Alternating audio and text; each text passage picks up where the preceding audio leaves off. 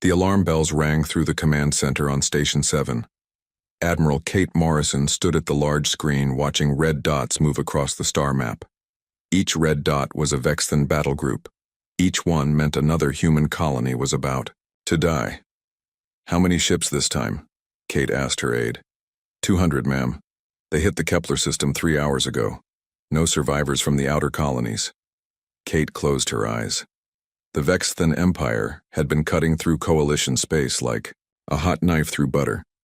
12 star systems lost in 6 months. The aliens moved fast and hit hard. Their crystal armor could stop most energy weapons. Their hive mind let them work together better than any human force. "What about our defense fleet?" "Gone, ma'am. Captain Rodriguez managed to get one message out before his ship went dark. He said the Vexthan ships moved like they knew exactly what our people would do before they did it." Kate looked at the empty spaces on the map where human worlds used to be. The Coalition had good ships and brave crews. But brave didn't stop crystal armor. Good didn't beat a hive mind that never made mistakes. A young officer ran up to Kate with a datapad. "Ma'am, we have a message from Earth. It's marked Priority 1. Kate took the pad and read the message. Her eyes went wide. She read it again to make sure she understood it right. "Get me General Harris on the secure line." She said. 5 minutes later, the gruff face of General Harris appeared on her screen. Behind him, Kate could see the flags of old Earth hanging on the wall.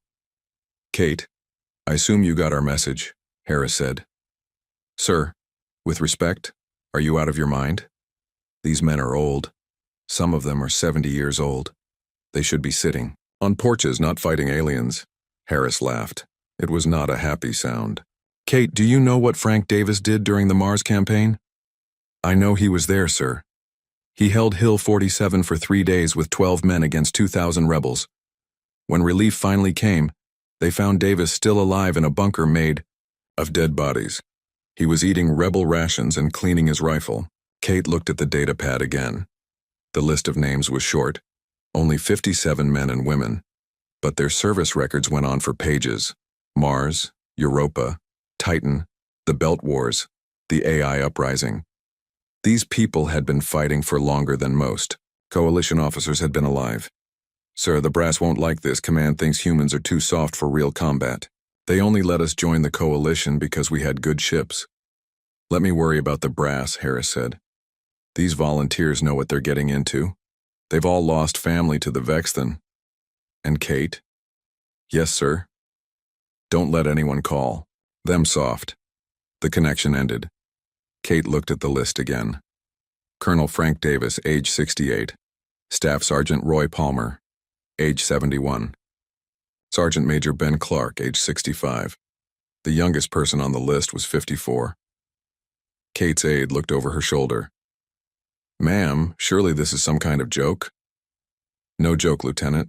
Get me Dr. Brooks in xenobiology, and start preparing quarters for our new arrivals." 3 days later, Kate stood in the docking bay watching the transport ship dock. She had read every file on the volunteers. Some had fought in 5 different wars.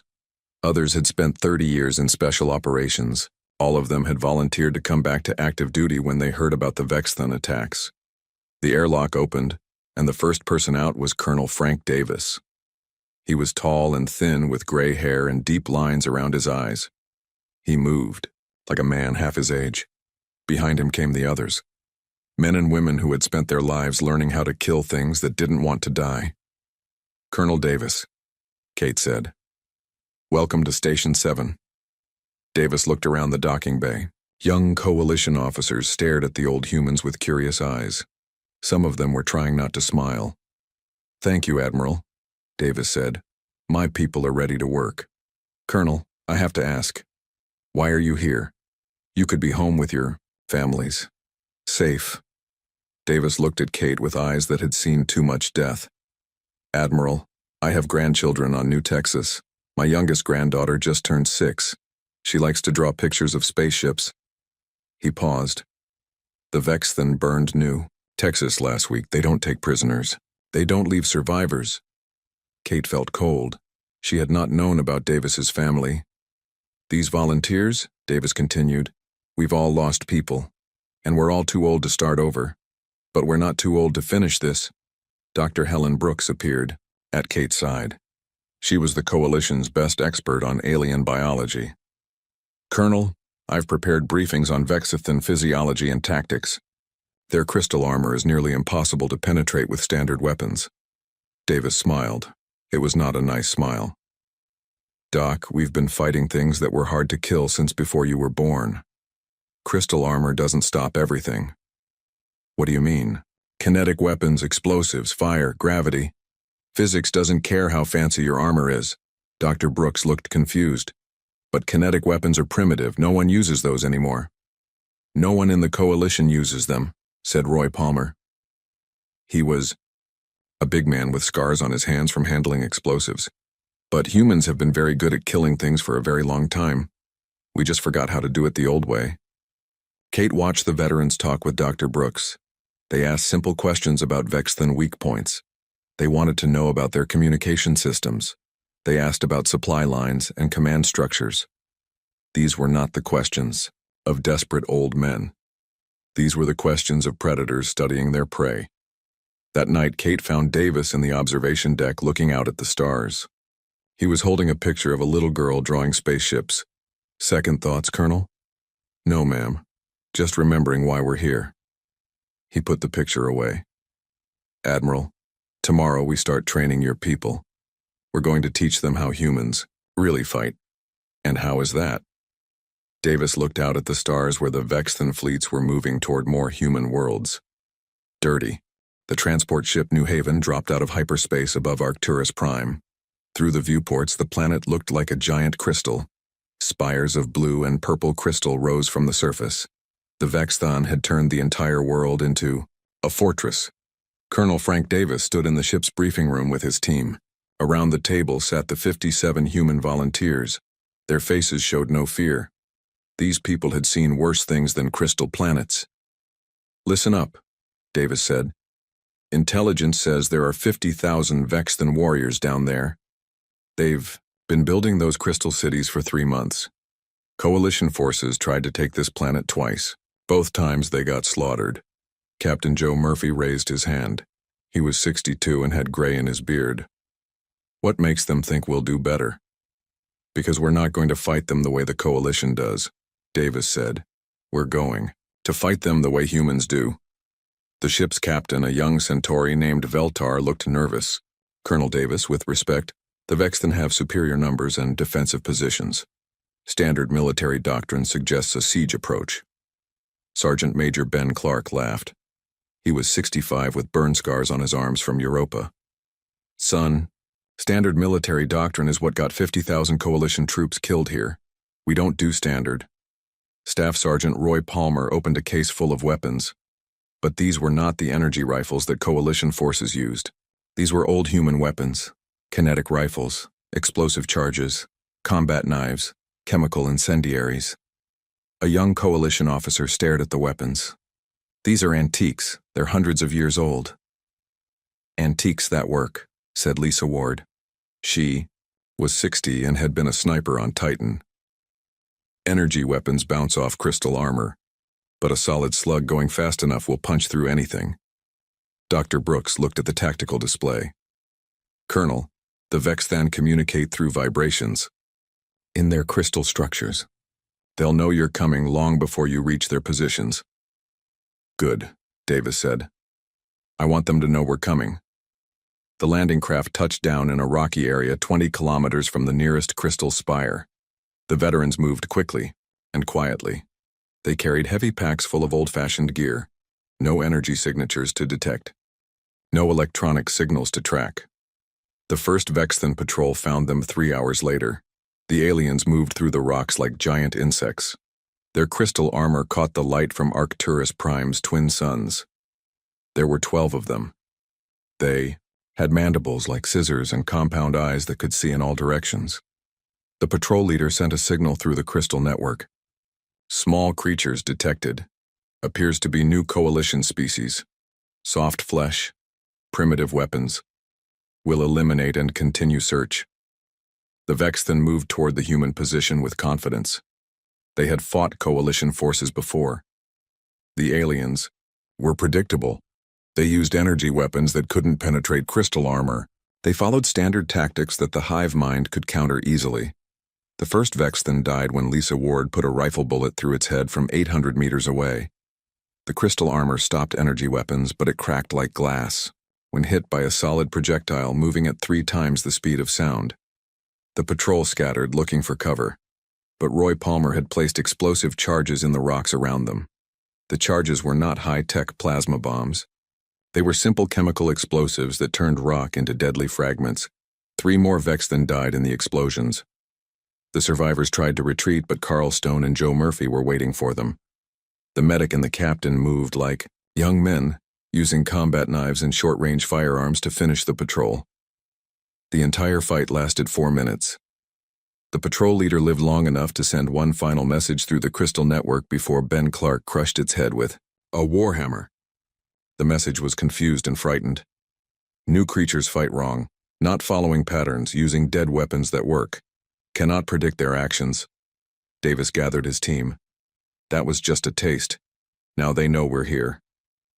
What's next? Asked Amy Foster. She was 68 and had fought in the AI rebellion. Now we teach them to be afraid. The humans moved toward the crystal spires using tactics that no coalition manual had ever described. They didn't try to fight their way through Vexthan defenses. Instead, they went around them. They used natural caves and underground passages.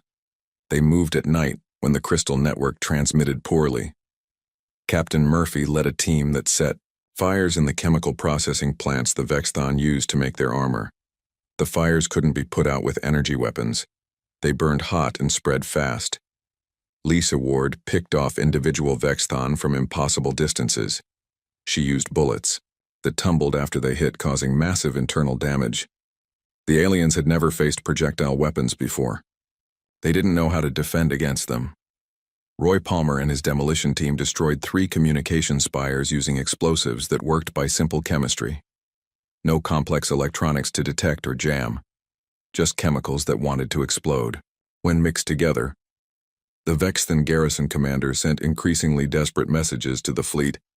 The new creatures are not following proper military protocols. They attack from unexpected directions. They use weapons that should not work.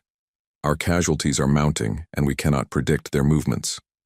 On the 3rd day, Davis received a communication from the Vexthan commander. It was translated by the ship's computer. Unknown species.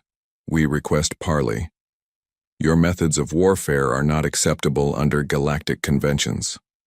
Davis looked at the message and laughed. Tell them, this, Doc. We're humans. We don't care about galactic conventions. That night, the veterans made camp in a cave system beneath the main crystal city. They had lost 2 people in the fighting. Sandra Wells had died when a crystal spire collapsed on her. Robert Kim had been killed by Vexthan plasma fire while covering the team's retreat, but they had killed over 300 Vexthan warriors. And more importantly, they had done something no coalition force had ever managed. They had made the Vexthan afraid. Davis looked at his remaining people. They were tired and dirty. Some were wounded. All of them were too old to be crawling through caves and fighting aliens, but they were winning. Tomorrow we hit their command center, Davis said. It's time to show these bugs what humans do to things that threaten our families. The crystal network carried a new type of message that night. For the first time in Vexthan history, individual warriors were requesting reassignment. They didn't want to fight the humans anymore. The ancient creatures were too unpredictable. Too willing to die for small victories. Too dangerous to face without overwhelming force. In the crystal cities above, the Vexthan prepared for what they knew would be a very different kind of battle.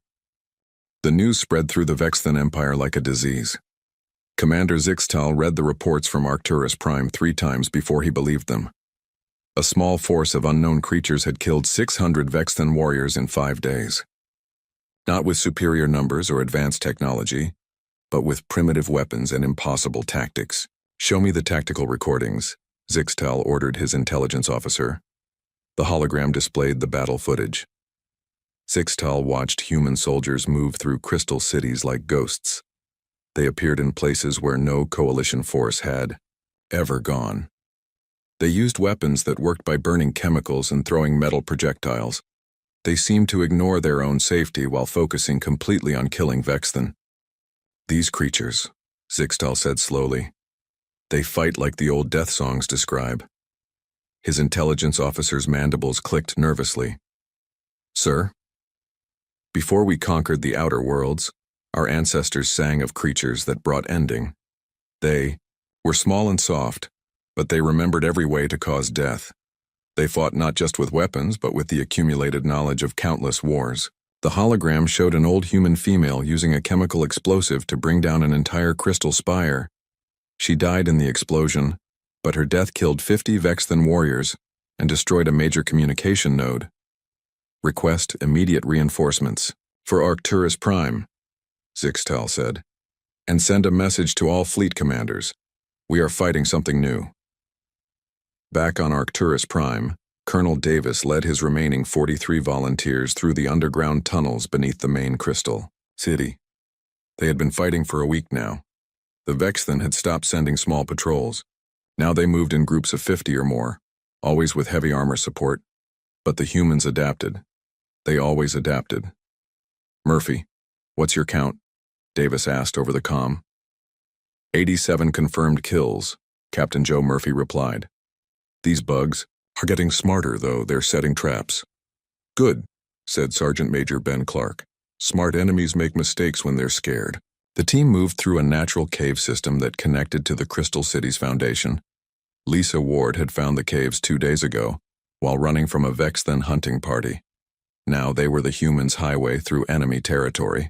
Above them, the Crystal City hummed with activity. The Vexthan were preparing for something big. Dr. Brooks had intercepted communications, suggesting that a major counterattack was coming. Staff Sergeant Palmer, Davis called. How are we doing on explosives? Roy Palmer checked his remaining charges. Enough for one big boom, Colonel. Maybe 2 small ones. Make it count, then. The humans reached their target just before dawn. The Vexthan Command Center was a massive crystal spire in the center of the city. It rose 300 meters into the air and pulsed with communication signals. Destroying it would cut the Vexthan forces off from their fleet. But the spire was defended by 200 warriors and automated plasma turrets. Davis studied the defenses through his binoculars. The old soldier's mind worked through the problem, like a chess puzzle. Direct assault was suicide. Siege tactics would take too long, but there was always another way. Ward, can you hit their power coupling from here? Lisa Ward looked through her rifle scope. The shot was over 1,000 meters through swirling dust. Maybe, if the wind holds. Palmer, if that power coupling goes down, how long before their turrets reset?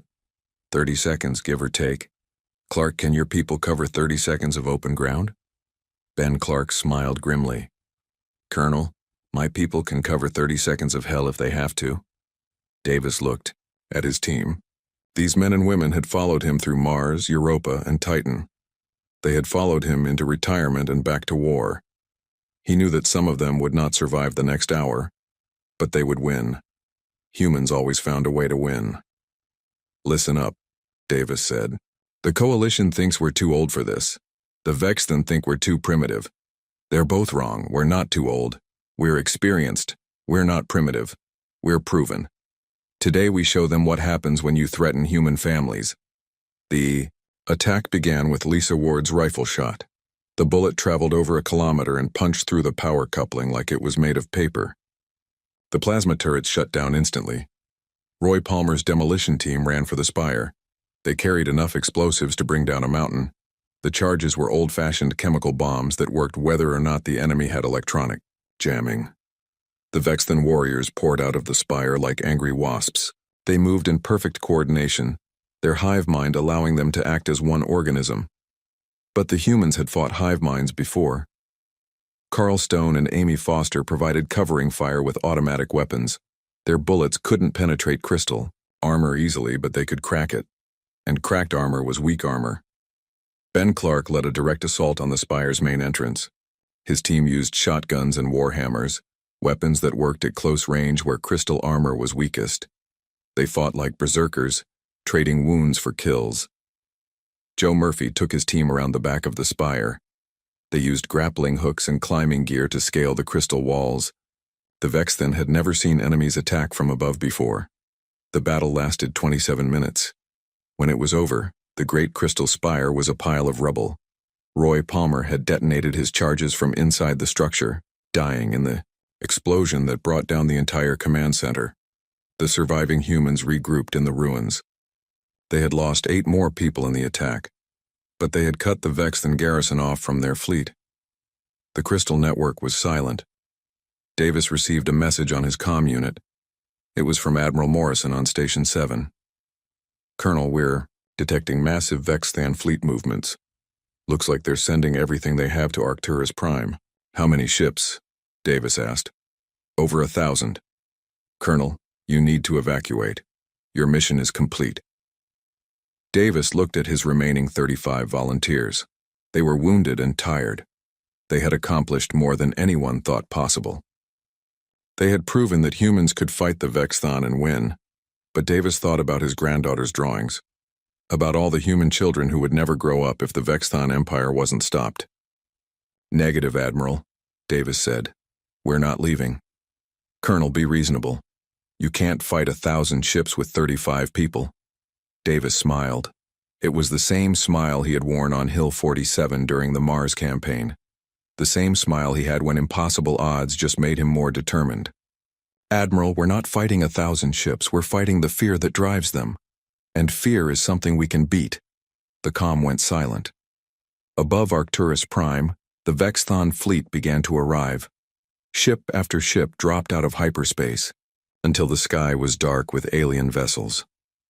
The ground forces received their orders through emergency channels. Find the humans. Kill them all. Make sure this never happens again. But in the crystal ruins, the old human soldiers cleaned their weapons and prepared for their last battle. They had taught the Vexthan to fear. Now they would teach them to run. The Vexthan fleet commander Yixhal studied the reports from Arcturus Prime with growing alarm.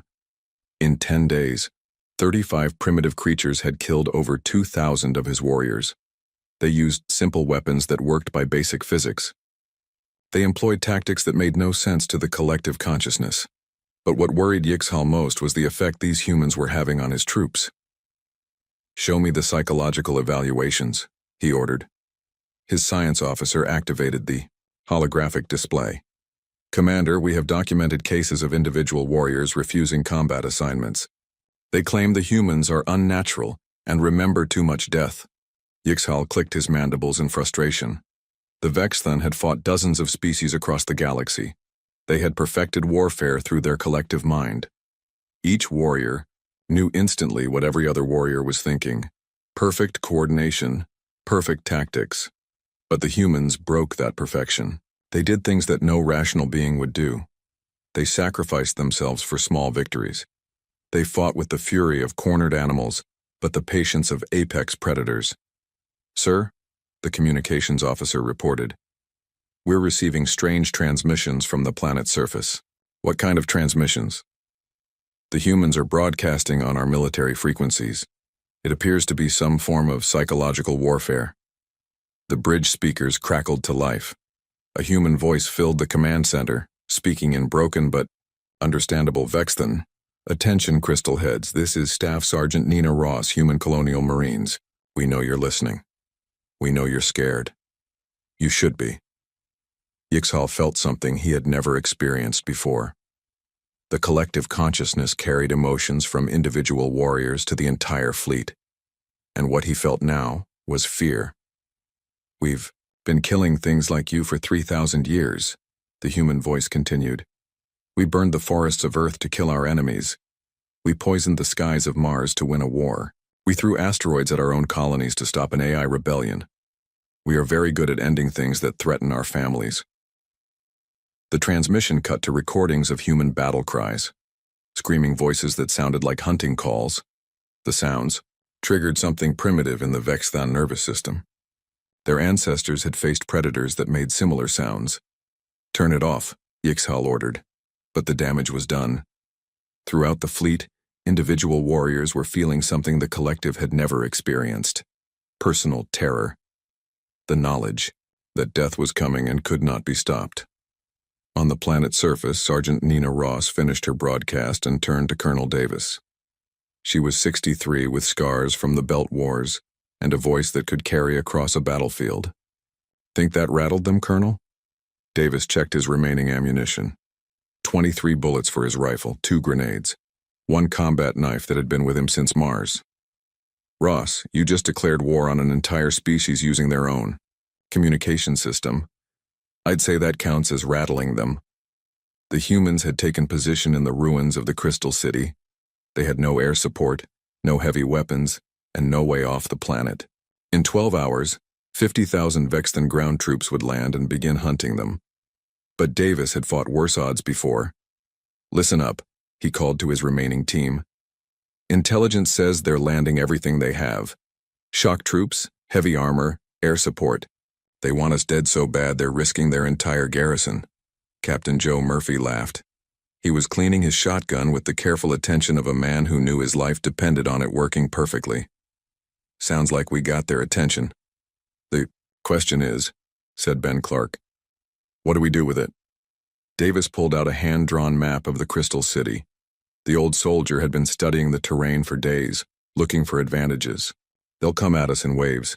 Standard Vexton doctrine. Probe attacks, then heavy assault, then occupation force. How do we stop 50,000 of them? Asked Carl Stone. We don't stop them, Davis said.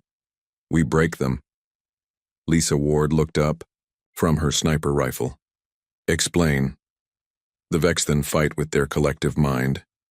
They share thoughts, emotions, fear. If we can make enough of them afraid at the same time, we can overload their entire system. Amy Foster nodded slowly. Psychological warfare on a species level. Exactly.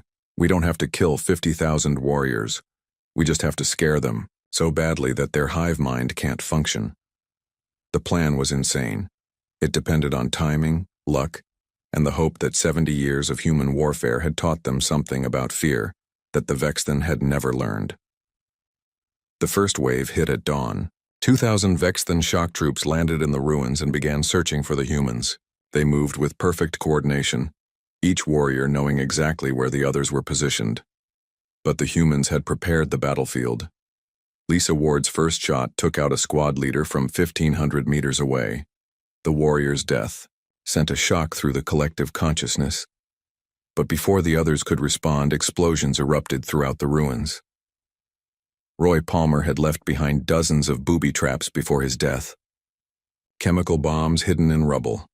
Pressure plates that triggered when crystal armor stepped on them. Tripwires connected to incendiary charges. The Vexton advance stalled as warriors died in explosions they couldn't predict or prevent. But worse than the deaths was the randomness. The collective mind could not calculate where the next trap would be. Joe Murphy led hit-and-run attacks using the tunnel system. His team would appear, kill several warriors with close-range weapons, then disappear before the Vexton could respond. Each attack was different. Each used different weapons and tactics. But the real psychological weapon was Nina Ross. She had positioned speakers throughout the ruins. As the Vexton advanced, they were subjected to a constant stream of human battle cries, death songs, and hunting calls. Sounds that triggered deep evolutionary fears in their nervous systems. The first Vexton warrior broke after 3 hours of fighting. It dropped its weapons and ran toward the landing zone, broadcasting pure terror through the collective network. Within minutes, a dozen more warriors had abandoned their positions. Commander Yixhal watched the battle from orbit with growing horror. His perfectly disciplined troops were falling apart. Individual warriors were making their own decisions, ignoring orders, fleeing from combat. "Sir," his tactical officer reported, "we're losing cohesion in ground units. The collective link is being disrupted by emotional overflow." "What do you mean?" "The humans are generating fear responses that spread through our network faster than we can counter them. Individual terror is becoming group panic." Yixhal had never heard those words before. Vexthon did not panic. They did not feel individual terror. Their collective consciousness was supposed to prevent such weaknesses. But as he watched, more warriors began abandoning their positions. They broadcast images of human soldiers who fought like demons, used weapons that worked by unknown principles, and seemed to welcome death as an ally. Send the second wave, Yixhal ordered. Double the assault force. Sir, recommend we wait for psychological analysis of the enemy tactics. There is no time for analysis. Send everything. By noon, the Vexthan had landed 20,000 troops in the Crystal Ruins. But instead of overwhelming the humans, the larger force just spread the panic faster. Each warrior that broke and ran carried their terror to dozens of others through the collective link. Davis counted his remaining ammunition again. 8 bullets, 1 grenade, the knife. Around him, his team prepared for what they knew would be their final battle. But they had already won something more important than their own lives. They had taught an entire species to be afraid. The final assault began at sunset. Commander Yixhal had committed everything to Arcturus Prime. 50,000 ground troops, air support, orbital bombardment platforms. The largest military force the Vexthan Empire had ever assembled to hunt 35 humans. But as the attack waves descended toward the Crystal Ruins, something unprecedented happened in Vexthan military history. Individual warriors began refusing orders. "I will not face the old death," broadcast warrior Zekmar from his transport. "They remember too many ways to kill." "The ancient ones fight like the ending songs," reported another. "They welcome death as a friend." "Silence," Yixhal commanded through the collective network. "They are primitive creatures with simple weapons. You will advance and complete your mission." But fear spreads faster than orders in a hive mind. The ground, Colonel Frank Davis counted his remaining people. 18 humans left alive. They had fought for 2 weeks against impossible odds. They were wounded, exhausted, and nearly out of ammunition. But they had broken something that had never been broken before. "Contact from the fleet," reported Communications Officer Telhan. "The warrior Prime Zixkol requests permission to challenge the human leader to single combat." Yixhal considered this. Single combat was an ancient Vexthan tradition. If their champion could kill the human leader in ritual battle, it might restore his troops' confidence. Permission granted. Broadcast the challenge on all frequencies. Davis received the challenge through his comm unit. The translation was simple. The Vexthan champion wanted to fight him alone. Winner takes all. "They're scared," said Ben Clark. "Scared enough to risk everything on one fight." "Maybe," Davis said. "Or maybe they think killing me will break our people like we broke theirs." Amy Foster laughed. She was 68 years, old with a bullet wound in her shoulder and blood on her face. "Colonel, we're all going to die here anyway. Might as well make it count." Davis looked at his remaining team. These men and women had followed him through hell and beyond. They deserved better than dying in a crystal ruin on an alien world. But they also deserved to see their mission completed. "I accept the challenge," Davis broadcast back to the Vexthan fleet. The arena was set in the center of the ruined Crystal City. 50,000 Vexthan warriors formed a circle around the combat zone. They needed to see their champion defeat the creature that had haunted their collective nightmares. Warrior Prime Zixkol was the largest Vexthan Davis had ever seen. Its crystal armor gleamed like polished diamonds. Its mandibles could cut through steel. It carried weapons that could slice through tank armor. Davis walked into the arena carrying his combat knife and nothing else. He was 68 years old, with gray hair and scars from 6 different wars. Next to the alien champion, he looked like a fragile old man. The Vexthan warriors watched in silence. Their collective consciousness focused on this moment. If their champion could kill the human leader, the terror would end. The nightmares would stop. Zixkol raised its weapons and began the traditional challenge chant. It spoke of victory and honor and the glory of the Empire. Davis listened politely, then pulled out a small photograph. His granddaughter's drawing of spaceships, the one she had made before the Vexthan burned New Texas. "I'm 68 years old," Davis said in simple Vexthan. "I've killed things on 6 different worlds. I've been shot, stabbed, blown up, and left for dead. I should be sitting on my porch watching my granddaughter play." He put the photograph away and drew his knife. But you burned her world. You killed her and everyone like her. So now I'm here to kill you. The fight lasted 47 seconds. Zixcall attacked with the fury of a perfect predator. Its weapons moved faster than human eyes could follow. Its armor deflected every strike. It was everything the Vexthan Empire represented: power, technology, evolutionary perfection. But Davis had fought perfect predators before. He moved like a man who had learned to kill when killing was the only way to survive. He used the alien's strength against it. He turned its size into a disadvantage.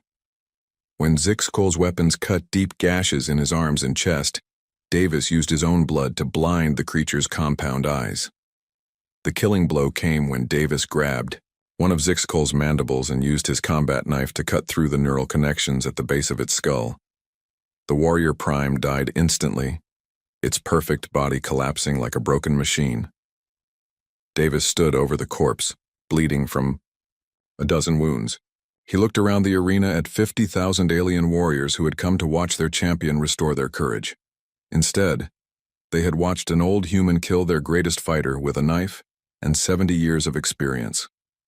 The collective consciousness that had held the Vexthan Empire together for 1,000 years finally shattered. Individual warriors began screaming, not the coordinated battle cries of a hive mind, but the terrified sounds of creatures who suddenly realized they were alone with their fear. Some dropped their weapons and ran. Others fell to their knees in submission. A few attacked each other, in mindless panic, but most simply stood frozen, their minds unable to process what they had witnessed. Davis keyed his comm unit one last time. "Admiral Morrison, this is Colonel Davis, mission accomplished. Frank, are you there? We're reading massive disruption in the Vexthan fleet formations." Davis sat down heavily on a piece of crystal rubble. The wounds were bad, but he had survived worse. "Admiral, I need you to send a message to the Vexthan High Command." "What message?" Davis looked around at the chaos he had created. 50,000 warriors reduced to terrified individuals. The most powerful military force in the galaxy, broken by 35 humans with primitive weapons and iron determination. Tell them that Earth remembers its children. Tell them that humans don't forget when someone hurts our families. And tell them that if they ever threaten human space again, we'll send more than 35 old soldiers next time. The Vexthan fleet began to withdraw 6 hours later. Ship after ship fled the system in disorder. Their military hierarchy had collapsed. Their collective consciousness was shattered. Individual commanders were making their own decisions for the first time in their species' history, and all of them had decided the same thing. They would not fight the humans again. The rescue ships found Davis and his remaining people 3 days later. 17 humans had survived the Battle of Arcturus Prime. They had faced the largest military force in galactic history and won. But the real victory was not the battle they had fought. It was the message they had sent. 6 months later, the Vexthan Empire formally requested a ceasefire with the coalition. The terms were simple. They would withdraw from all human-occupied systems. They would provide reparations for the colonies they had destroyed. And they would never again target worlds with human populations. The official reason given in their surrender document was strategic reassessment of military priorities. But the coalition intelligence services intercepted the real communications between Vexthan commanders. The messages spoke of the old death and the ending that walks and creatures that remember too much killing. Admiral Morrison found Davis sitting on the observation deck of Station 7 looking out at the stars. The old soldier was fully healed now, but he seemed older somehow, tired in a way that sleep couldn't fix. "Any regrets, Colonel?" Davis thought, about his granddaughter's drawings. About the children who would grow up safe because 57 old soldiers had reminded the galaxy that humans were very good at protecting their families. "No regrets, Admiral. We did what we came to do." "And what was that?" Davis smiled. It was a peaceful smile this time, the smile of a man who had finished his last war. "We taught them to remember why they should be afraid of the dark. The Vexthan Empire never expanded again. Whenever their scouts detected human settlements, they marked those systems as forbidden territory. Their new military doctrine included one simple rule: avoid contact with the species that remembers everything. And in the crystal archives of their homeworld, they preserved one final entry about the creatures that had ended their age of conquest. They are old and they remember every way to die, to